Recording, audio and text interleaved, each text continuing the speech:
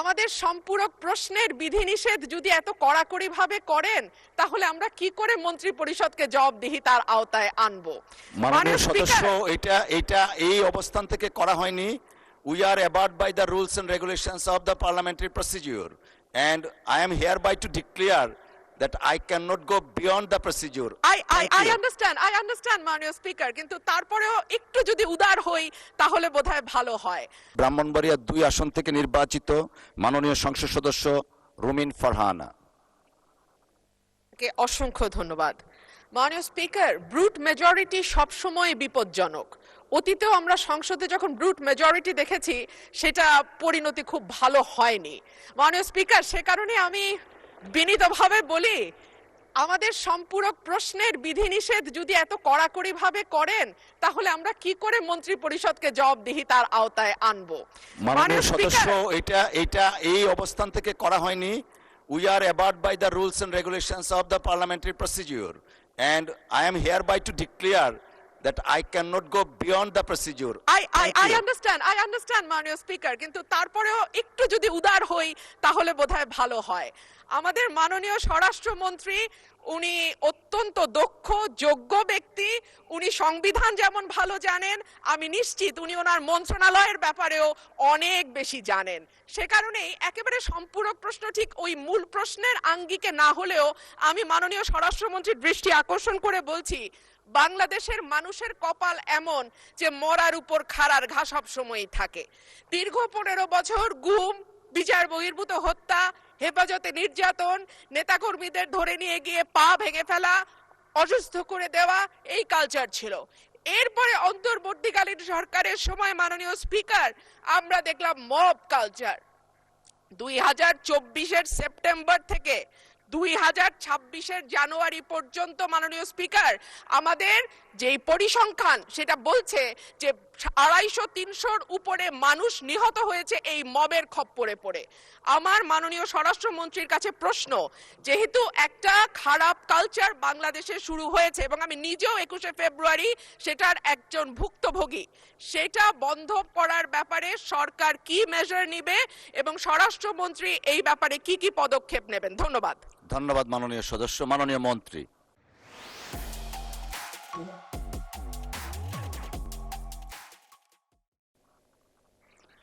মাননীয় স্পিকার, আপনাকে ধন্যবাদ। মাননীয় সদস্যকেও অনেক বেশি ধন্যবাদ দিচ্ছি। এই মব কালচারের ইস্যুটি একটা ডিফারেন্ট ডিবেট, আলাদা ডিবেট হতে পারত। যত পরিসংখ্যান তিনি দিয়েছেন 24-এর 5ই আগস্টের পর থেকে এই 26-এর জানুয়ারি পর্যন্ত, সে পরিসংখ্যানটা আমার কাছে নাই। তবে আমাদের কাছে অনুমান আছে। আমরা সরকারের দায়িত্ব পেয়েছি, আমি এটা ক্ষমতা বলতে চাই না, আমরা এই রেসপন্সিবিলিটিটা পেয়েছি। এই দায়িত্ব নেওয়ার পর থেকে আজকে আমরা প্রায় 45 দিনও এখনো হয় নাই, 1.5 মাস হয় নাই। এর মধ্যে ঠিক মব নয়, মবের মতো, কারণ এখানে ডেফিনিশন আলাদা করতে হবে। কোনটা গাইবান্ধার পলাশবাড়িতে থানায় গিয়ে হামলা, সেটা কি মব হবে? নাকি কোনটা 21শে ফেব্রুয়ারিতে মাননীয় সদস্যের উপরে হামলা হয়েছে সেটা কি মব হবে? নাকি উত্তরা একটা বিজনেস সেন্টার, উত্তরা স্কোয়ার সম্ভবত নাম, সেখানে ঘেরাও করে দোকানপাট ভঙ্গ করেছে, সেটা কি মব হবে? সব কিছুকে মব বলা ঠিক হবে না। কিছু আছে সংগঠিত পরিকল্পিত অপরাধ, তার বিরুদ্ধে মামলা হয় এবং সেটা তদন্ত হয়, গ্রেফতার হয় এবং বিচারের জন্য সুপর্দ করা হয়। কিন্তু স্পষ্ট উচ্চারণ আমরা করেছি দায়িত্ব নেওয়ার পরে, বাংলাদেশে কোনো রকমের মব কালচার আর থাকবে না।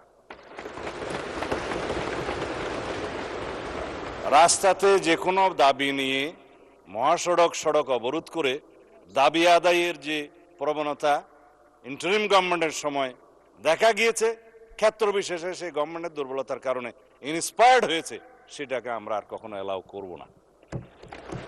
গণতান্ত্রিক প্রক্রিয়া হিসেবে দাবি থাকবে, সেই দাবির জন্য সংশ্লিষ্ট কর্তৃপক্ষের কাছে, মন্ত্রণালয়ের কাছে, ডিপার্টমেন্টের কাছে অবশ্যই দাবিনামা স্মারকলিপি দেয়া যাবে।